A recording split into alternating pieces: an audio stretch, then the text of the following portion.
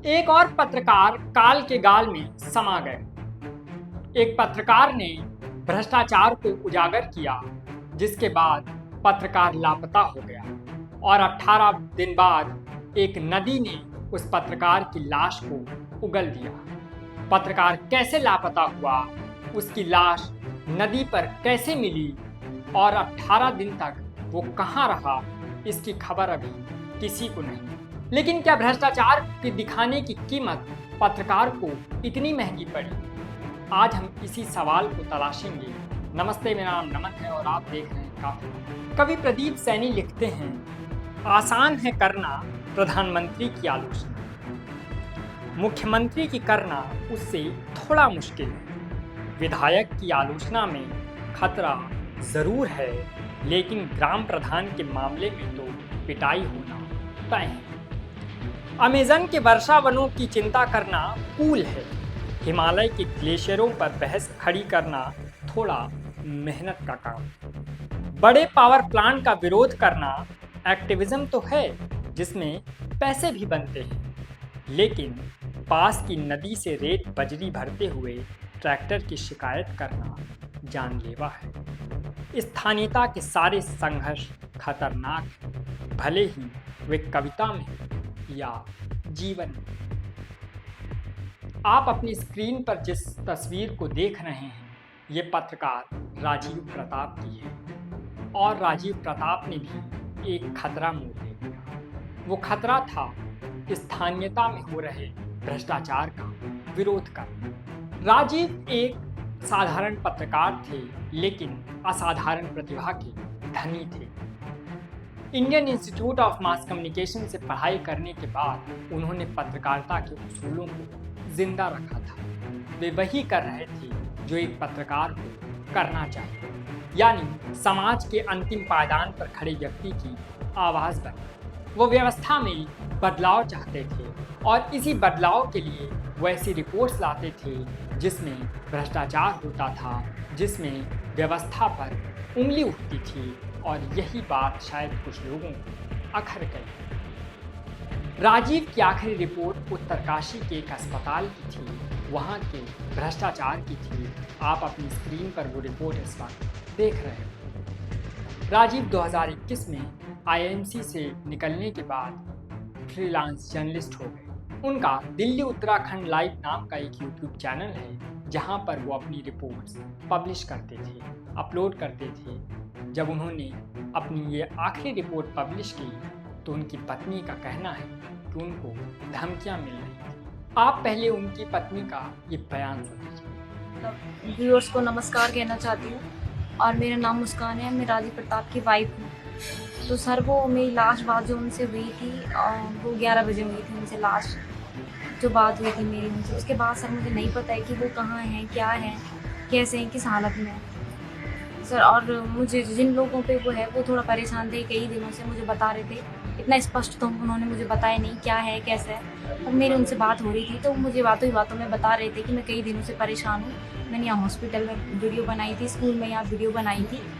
तो उस चक्कर से मुझे कई लोगों के फ़ोन आ रहे हैं कि वीडियो डिलीट कर, वरना हम तुझे मार देंगे, ये कर देंगे, सो कर देंगे। सर, मैंने उनसे कहा भी हम इस बात पे थोड़ा कार्रवाई करते हैं, लेकिन उनका ऐसा कुछ नहीं है। पत्रकारों के ऐसे फ़ोन आते रहते हैं सर, तो मैं उसमें ज़्यादा वो नहीं कर पाई। रही बात वो जिनके साथ थे, वहाँ उनके साथ एक उनका दोस्त था। कुछ देर वो बैठे, खाए पिए। सर, मुझे उस बात का कोई पता नहीं है। वो मेरी अपने हस्बैंड से लास्ट 11 बजे बात हुई थी। उसके बाद वो पता नहीं कहाँ गए, क्या गए। मैंने उनको 11 बजे के बाद ट्राई किया था। लास्ट मैसेज जो मेरा था 11:50 पे उनको मैंने मैसेज किया था, उनका मैसेज डिलीवर नहीं हुआ था सर। आज 3 दिन हो गए, मेरे पति का कुछ पता नहीं है सर। और मुझे पूरा भरोसा है कि मेरा पति कहीं कुछ ऐसा नहीं है कि वो कहीं गिरा मरा, कुछ नहीं है। मुझे पूरा भरोसा है सर, ये किसी की साजिश है और वो कोई उन्हें गुमराह करने की कोशिश कर रहे हैं। हमें गुमराह करने की कोशिश कर रहे हैं ताकि इस तक ना पहुँच पाए।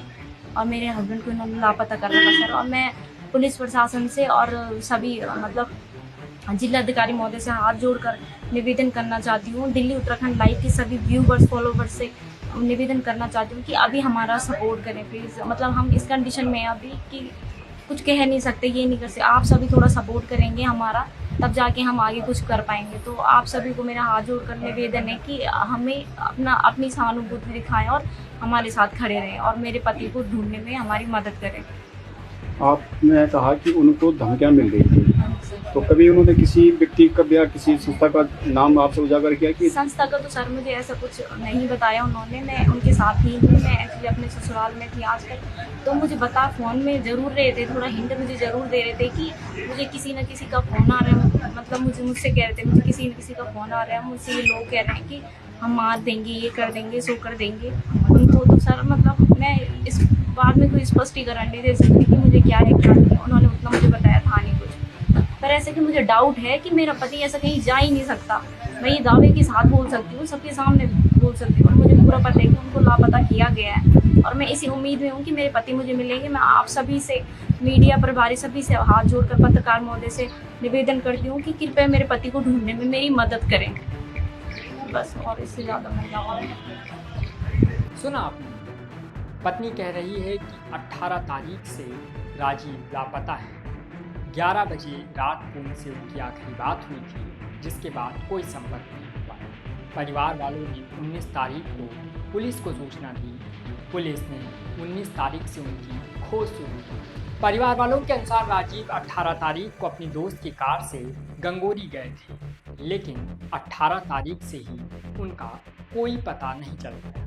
परिवार वालों ने इसकी सूचना पुलिस को दी। पुलिस ने राजीव की खोज शुरू की और 3-4 दिन बाद भागीरथी नदी के किनारे से उनकी कार बरामद हुई, लेकिन राजीव का पता तब भी नहीं चल पाया। और 28 तारीख को जब राजीव का पता चला तो राजीव मिल गए, लेकिन मिली तो उनकी लाश। जोशियाड़ा बैराज से एनडीआरएफ ने उनकी लाश बरामद की। लाश फिलहाल पोस्टमार्टम के लिए भेज दी गई है। इस घटना पर सूबे के मुख्यमंत्री पुष्कर धामी ने भी शोक व्यक्त किया और कहा कि इस मामले में निष्पक्ष जांच कराई जाए। लेकिन सवाल ये है कि जब पत्रकार को धमकी मिल रही थी तो प्रशासन क्या कर रहा था। सवाल ये है कि राजीव की 7 महीने की गर्भवती पत्नी का अब सहारा कौन होगा। उस बच्चे का कौन सहारा होगा जो शायद पैदा होगा तो अपने पिता का कभी मुंह भी नहीं देख पाएगा। सवाल ये भी है कि राजीव के बूढ़े माता पिता के सहारे की लाठी कौन बनेगा। सवाल उससे भी बड़ा ये है कि राजीव जैसे सच्चे पत्रकारों को सुरक्षित कैसे रखा जाएगा। आप तमाम उंगलियां उठाते हैं, रोज टैगलाइन देते हैं, कभी गोदी मीडिया, कभी बिकाऊ मीडिया, कभी पत्रकार को दलाल कहते हैं, लेकिन सोच लीजिए कि आप उन पत्रकारों के लिए क्या करते हैं।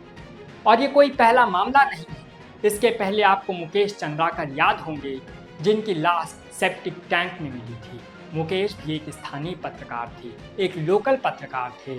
पत्रकारिता की वो सच्ची आवाज़ थे जो लोग देखने की बात करते हैं। वो छत्तीसगढ़ के आदिवासी इलाकों से कहानियाँ लाते थे। उनका भी एक यूट्यूब चैनल था, लोगों को दिखाते थे, लेकिन कुछ लोगों को रास नहीं आया और एक ठेकेदार ने उनको सेप्टिक टैंक में चुनवा दिया गया। ये केवल एक पत्रकार की मौत नहीं थी, ये उस पत्रकारिता की मौत थी जिसकी वकालत गाहे बगाहे हर आदमी करना चाहता है और जिस सच्ची पत्रकारिता को हर इंसान देखना चाहता है। लेकिन जब ऐसे पत्रकारों की मौत हो जाती है तो पूरा सिस्टम खामोश हो जाता है और आप लोग भी खामोश हो जाते हैं। आज देखिए, मीडिया की सुर्खियों में कहीं राजीव का नाम तक नहीं है, उनके ऊपर एक डिबेट नहीं हो रही है। ट्विटर हैंडल्स खामोश हैं, वो ट्विटर हैंडल्स जो हिंदू मुसलमान करने में कहीं पीछे नहीं छूटते हैं, जो आए दिन कभी धर्म के नाम पर, कभी जाति के नाम पर, कभी व्यक्तियों के नाम पर टैगलाइंस चलाया करते हैं, हैशटैग्स चलाया करते हैं, बड़ी बड़ी डिबेट्स होती हैं, वो ऐसे पत्रकारों की मौत पर खामोश हो जाते हैं। आपकी यही खामोशी ऐसे पत्रकारों पर भारी पड़ जाती है। ऐसे पत्रकार अपनी जान खो देते हैं क्योंकि उनके समर्थन में कोई नहीं बोलता, उस पत्रकारिता के लिए कोई आवाज़ नहीं उठाता। सबको अच्छी पत्रकारिता चाहिए, लेकिन अच्छे पत्रकार शायद किसी को नहीं चाहिए। अगर ऐसा हुआ होता तो राजीव की मौत पर लोग सड़कों पर होते, लेकिन सच्चे पत्रकार की रक्षा करने वाला कौन है। हालांकि हम सबको अभी पोस्टमार्टम रिपोर्ट का इंतज़ार है। पोस्टमार्टम रिपोर्ट बताएगी कि राजीव की मौत कैसे हुई और राजीव कहाँ 18 दिनों तक गायब थे। फिलहाल सीसीटीवी के कुछ फुटेज सामने आए हैं जो आप अपनी स्क्रीन पर इस वक्त देख रहे हैं। इन सीसीटीवी फुटेज तस्वीरों पर एसपी उत्तरकाशी सरिता डोबराल का क्या कहना है, आप वो भी सुन लीजिए। दिनांक 19 को राजीव प्रताप के परिवारजनों द्वारा राजीव की मिसिंग के संबंध में थाने में सूचना दी गई थी। उसके पश्चात हमारे द्वारा जो विभिन्न सीसीटीवी फुटेजेस का अवलोकन किया गया, जिसके पश्चात हमको ये पता चला कि 18 तारीख की रात में राजीव प्रताप अपने दोस्तों के साथ थे और उसके बाद अपने दोस्त की गाड़ी लेकर के गंगोरी की तरफ चले गए थे। जो हमारे पास फुटेज आई है 11:39 पर, जिसमें कि ये अकेले गाड़ी चलाते हुए दिखाई दे रहे हैं। उसके बाद 500 मीटर दूर पर ही जो घटना स्थल है, जहां पर अगले दिन उसके पास ही हमें इनकी गाड़ी मिली। उसके पश्चात से हम लोग लगातार इनकी सर्च कर रहे थे। गाड़ी को भी बाहर निकाल करके जब चेक किया गया तो उसके अंदर इनकी चप्पल मिली। उसके पश्चात से नदी में हमारे द्वारा लगातार सर्चिंग की गई। दिनांक 28 को इनकी डेड बॉडी जोशियाड़ा बराज से मिली थी। उसके पश्चात पंचायतनामा और पोस्टमार्टम की कार्रवाई की गई। पोस्टमार्टम रिपोर्ट में भी इनकी डेथ जो है चेस्ट और एब्डोमिनल इंजरीज, इंटरनल इंजरीज के कारण होना बताया है, जिसमें डॉक्टर द्वारा इस तरीके की चोटें एक्सीडेंटल इंजरीज होना बताया गया और उसी से उनकी मृत्यु की संभावना बताई गई है। इसके पश्चात घर वालों द्वारा क्योंकि कई अन्य फैक्ट भी लाए गए थे, तो वो सारी चीज़ें हम लोग विवेचना में उन सारी चीज़ों को वेरीफाई कर रहे हैं और वर्तमान में विवेचना की कार्रवाई प्रचलित है। तो आपने पुलिस का बयान भी सुन लिया, मुख्यमंत्री का वो ट्वीट भी देख लिया। अब सबको उम्मीद है कि राजीव को इंसाफ मिलेगा, उस पत्रकार को इंसाफ मिलेगा जिसने स्थानीय मुद्दों की आवाज़ उठाई और जो पोस्टमार्टम रिपोर्ट है उससे सच लोगों के सामने आएगा। हमें उम्मीद है कि आप ऐसे पत्रकारों के लिए आवाज़ उठाते रहेंगे ताकि ऐसे रहस्यमयी तरीके से किसी पत्रकार की मौत न हो और पत्रकारों की सुरक्षा सुनिश्चित हो सके। इस पूरी रिपोर्ट पर आपका क्या कहना है, हमें कमेंट कर ज़रूर बताएं।